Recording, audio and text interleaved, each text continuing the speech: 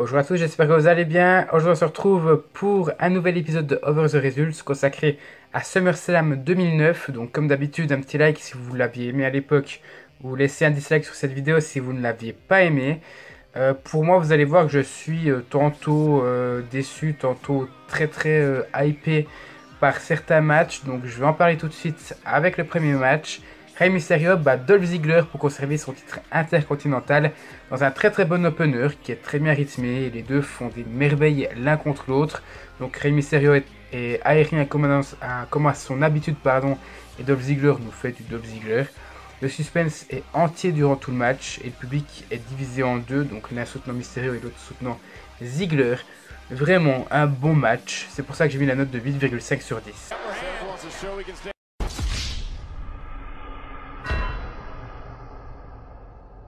Deuxième match, MVP bat Jack Swagger dans un match totalement soporifique, lent, où il ne se passe absolument rien. C'est un match qui a été annoncé juste après le Mysterio Ziggler, donc encore une fois un match ajouté, donc ça fait jamais bon ménage.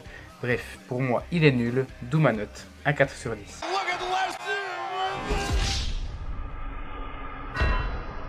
Troisième match, Jericho bat Crime Time pour conserver leur titre par équipe unifiée. Alors déjà avant toute chose, le thème de Chris Jericho et Big Show, quel kiff. Je pense que c'est un de mes préférés. Et je vais même vous en mettre un. Pour moi, dans les tag teams, les mash-up, souvent quand c'est des alliances qui sont champions par équipe ou qui sont justement en équipe, mais plutôt en alliance. Donc c'est souvent deux main eventers qui se mettent en équipe. Justement leurs thèmes sont plutôt bons et Jericho en est un, et la team Aircano n'avait jamais eu de thème vraiment à eux parce que ça a duré que le temps d'un pay-per-view en 2013, mais Dalixman avait fait un mash-up de ces deux catcheurs qui est excellent, donc je vous le conseille, je vous le mettrai sûrement en lien dans la description. Maintenant au niveau du match, j'ai marqué que là encore comme le pay-per-view, il est tantôt bon et tantôt mauvais je trouve. Donc, par moments le rythme est juste horrible et je me fais clairement chier. Et à d'autres moments ça va beaucoup mieux comme pour le finish. On a Chad et Big Show qui passent par-dessus la troisième corde et Jericho va en profiter pour porter son Walls of Jericho sur JTG. Mais ce dernier arrivera après de longues secondes à atteindre les cordes et donc à casser la prise de Chris Jericho. Mais Big Show qui se sera relevé à l'extérieur du ring lui portera son WMD depuis l'extérieur, donc dans le dos de l'arbitre. Et Jericho fera le tomber pour la victoire et donc ils conserveront leur titre par équipe unifié de cette façon-là.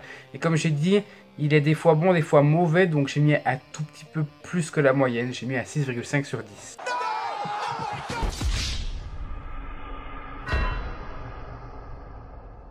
Quatrième match, Kane bat The Great Khali dans un match affreux de 6 minutes. Le seul moment en guillemets bien, c'est le finish. Donc on a Kane qui prend en otage Ranjit Singh, puis le balance sur Khali pour le distraire et lui porter un DDT pour la victoire. Le reste, c'est une horreur sans nom, d'où ma note, un 2,5 sur 10. And I'm here right now to be the first man to declare.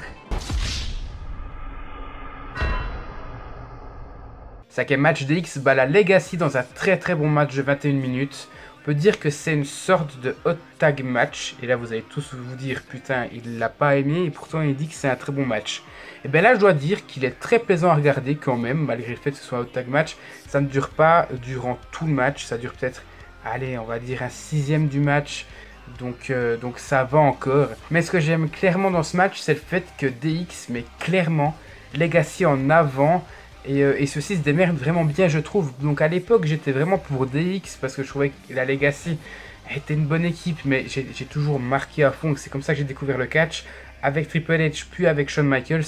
Donc vraiment, j'étais un gros marque sur la DX. Donc forcément, maintenant avec le recul, ça fait, pour vous, ça fera 12 ans que je connais le catch. Pour moi, ça fait 11 ans et demi. Mais je trouve en fait que c'est un très bon match dans le sens où ça met les jeunes talents en avant. Que sont la Legacy, et ils se démerdent vraiment très bien. Maintenant au niveau du finish, donc le finish, je vois Triple H porter un pedigree sur Cody Rhodes qui était l'homme légal et Teddy Biazzi Jr. portait un Street Dream, donc je crois que c'était ça le nom de sa prise de finition sur Shawn Michaels qui était lui aussi l'homme légal. Et donc Triple H attaquera DiBiase en dehors du ring et les deux passeront par-dessus la table des commentateurs et on ne les reverra plus. Et Cody Rhodes et Shawn Michaels, donc ils viennent respectivement de se faire démonter et ramasser une prise de finition donc par Triple H et par Teddy Biazzi, vont se relever au compte de 9 de l'arbitre. Mais Shawn Michaels va lui porter un switching music de nulle part pour la victoire. Vraiment gros kiff. J'ai hésité à mettre un 9, finalement j'ai mis un 9,5 sur 10 parce que je trouve qu'il y a plus que le match, il y a un réel fond derrière. Il y a quelque chose que la WWE veut nous faire comprendre, c'est qu'il faut compter sur la Legacy plus tard. Malheureusement, une mauvaise utilisation de ces deux lutteurs et un ras-le-bol justement de ces deux-là feront qu'ils ne seront malheureusement plus à la WWE aujourd'hui. Mais vraiment, à l'époque, c'est un gros kiff. Et je trouve que le 9,5 est mérité.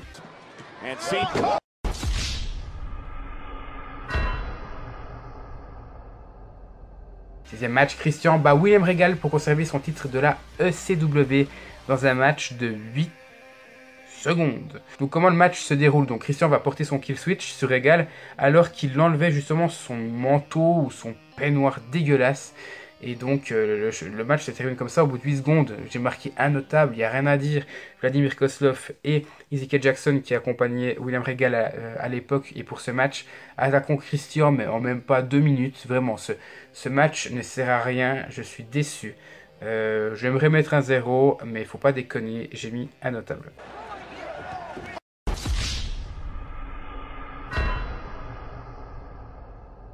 Septième match, Randy Orton bat John Cena pour conserver son titre de la WWE dans un immense foutoir. Je sais même pas avec le recul si le match est à mon sens bon ou mauvais. Donc en fait, je vais vous expliquer comment ça s'est déroulé. Le match a dû être recommencé à 3 reprises. Donc la première fois, on a Randy Orton qui frappe volontairement l'arbitre donc pour se faire disqualifier parce qu'il voyait qu'il n'arrivait pas à prendre le dessus sur John Cena. Donc qu'est-ce qui va se passer? Lilian Garza, sous les ordres de Vince McMahon, va faire recommencer le match. Et va donc annoncer que si jamais Orton se refait disqualifier, il perdra le titre au profit de John Cena. La deuxième fois, et peu de temps après, on a Randy Orton qui prend le titre et qui se fait décompter à l'extérieur parce qu'il se barrait avec le titre. Mais là encore une fois, donc on annonce John Cena est vainqueur, mais conserve son titre Randy Orton. Bref, et là encore une fois, Lilian Garcia, sous les ordres de Vince McMahon, va faire recommencer le match avec comme stipulation, si Randy Orton se fait décompter à l'extérieur, c'est John Cena qui reprend le titre. Troisième fois, Orton fait un petit paquet à John Cena, mais il a les pieds dans les cordes. Donc l'arbitre fait le compte de 3, on annonce que Randy Orton conserve son titre, mais là un deuxième arbitre arrive et dit ouais mais il avait le pied sous la corde. Finalement pas de contre-vidéo, le premier arbitre croit le deuxième et fait recommencer le match une troisième fois. Donc quatrième confrontation, on aura Randy Orton qui porte un RKO sur John Cena pour la victoire dans une partie où un fan est arrivé depuis le public pour essayer de frapper l'arbitre. Donc je trouve que ce match et surtout cette fin avec ce fan représente tout ce que je pense de ce match-là. Il est bon, mais c'est un bordel sans nom. Donc je peux pas, c'est pas un bon bordel pour moi. C'est un bon match, mais dans un bordel qui n'est pas bon. C'est très désorganisé. Et j'aurais pu mettre un 9, voire un 9,5, ou j'aurais peut-être même pu mettre un 5. Finalement, j'ai mis presque entre, on va dire, j'ai mis la note de 7,5 sur 10.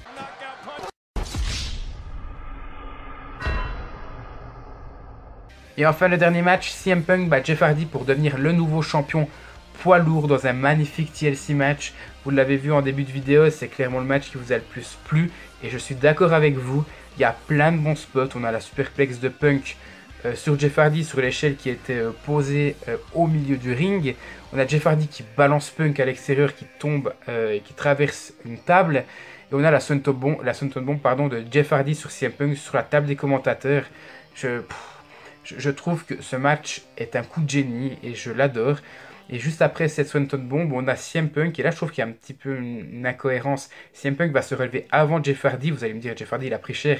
Mais je trouve que Punk devrait être plus marqué par cette chute. Bref, on a Punk qui se relève, qui donc utilise l'échelle pour pouvoir monter. Jeff Hardy se fait emmener en civière et finalement, il y reviendra. Il rejoindra CM Punk en haut de l'échelle finalement. CM Punk lui donnera une très très bonne droite qui le fera chuter et il décrochera la ceinture pour devenir le nouveau champion du monde poids lourd. Donc pour la troisième fois de sa carrière je crois, et pour la dernière fois je crois. Et donc juste après ça on aura CM Punk qui célébrera juste en dessus du cadavre entre guillemets de Jeff Hardy. Et là le grand gong retentit dans l'arena. Les lumières s'éteignent et lorsqu'elles se rallument, à la place du corps de Jeff Hardy, on a le corps de l'Undertaker qui fera son grand retour et qui portera son Chokeslam sur CM Punk. signe qu'il veut ce titre. Ça, dans tous les cas, on y reviendra plus tard avec des Over the Results sur, sur ces affrontements, parce qu'il y en aura plusieurs dans mes souvenirs entre l'Undertaker et CM Punk. Mais concernant ce match-là, j'ai mis la note de 10 sur 10.